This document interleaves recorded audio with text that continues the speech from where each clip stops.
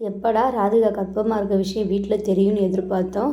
ஒரு வழியாக பார்த்திங்கன்னா மெயின் கேரக்டரான பாக்கியாவுக்கே தெரிஞ்சிருச்சு. பட் அவங்க ரியாக்ஷன் அந்தளவு பெரிய ஒரு இதாக இல்லை. டுடே சீனில் வந்து பார்த்திங்கன்னா மயு வந்து பாக்கியா கிட்டே பேசிக்கிட்டு இருக்காங்க. பாக்கியா வந்து கேட்குறாங்க, என்ன சாப்பிட்டேன்னு சொல்லிட்டு கேட்கும்போது, இந்த மாதிரி எங்கள் வீட்டில் புளிப்பாக தான் சமைக்கிறாங்க, எங்கள் அம்மா புளிப்பாக சாப்பிட்டனால அதே தான் எங்கள் வீட்லேயும் செய்கிறாங்க, அம்மா வேறு வாமிட்டாக எடுத்துகிட்ருக்காங்கன்னு சொல்லிட்டு ஃபீல் பண்ணுற மாதிரி பேசிகிட்டு இருக்காங்க. பாக்கியா இருந்துக்கிட்டு, அதெல்லாம் நீ எதுவும் ஃபீல் பண்ணாத, அம்மாவுக்கு உடம்பு சரியாயிடும், நீ எதுனாலும் என்கிட்ட கேளு, நான் உனக்கு செஞ்சு தரேன் அப்படின்னு சொல்லிட்டு சொல்கிறாங்க.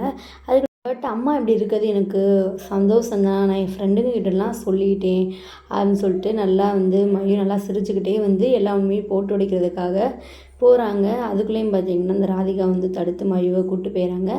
நெக்ஸ்ட்டு சீனில் வந்து ராதிகா வந்து மாடியில் அவங்க அம்மா கிட்டே ஃபோனில் பேசிகிட்டு இருக்காங்க. என்ன செஞ்சாலும் அந்த வாமிட் வந்து நிற்கவே மாட்டுது, எல்லா பேரும் ஒரு மாதிரியாக பார்க்குறாங்க, என்னென்னு கேட்குறாங்க. எனக்கு என்ன சொல்லனே தெரிலன்னு சொல்லிட்டு ராதிகா அவங்க அம்மா கிட்ட புலம்பிகிட்டு இருக்காங்க. அதை வந்து பாக்கியா வந்து கேட்டு வந்து சந்தேகப்பட்டுருக்காங்க. அப்புறம் பார்த்தீங்கன்னா ராதிகா தலை சுற்றி வந்து கீழே விழுக போகிறாங்க. கரெக்டாக அந்த டைமில் வந்து பாக்கியா பிடிச்சிட்றாங்க. என்னாச்சு உங்களுக்கு, அவங்களுக்கு நடக்கிறதெல்லாம் பார்த்தா ஏதோ கர்ப்பமாக இருக்கிறவங்களுக்கு நடக்கிற மாதிரி இருக்கே அப்படின்னு சொல்லிட்டு சொல்கிறாங்க. அப்புறம் பார்த்தீங்கன்னா ராதிகா எல்லா உண்மையும் போட்டு உடைச்சிடுறாங்க. ஆமாம், ஹாஸ்பிட்டல் போய்ட்டு செக்கப் பண்ணிவிட்டு வந்தோம், கன்ஃபார்ம் ஆகிடுச்சு, இந்த விஷயத்தை எப்படி வீட்டில் சொல்கிறதுன்னு தெரில, அதான் ஒரு மாதிரி இருக்குதுன்னு சொல்லிட்டு சொல்லிகிட்டு இருக்காங்க. அதை கேட்டுட்டு பார்த்தீங்கன்னா பாக்கியா செம்ம ஷாக் ஆகுறாங்க.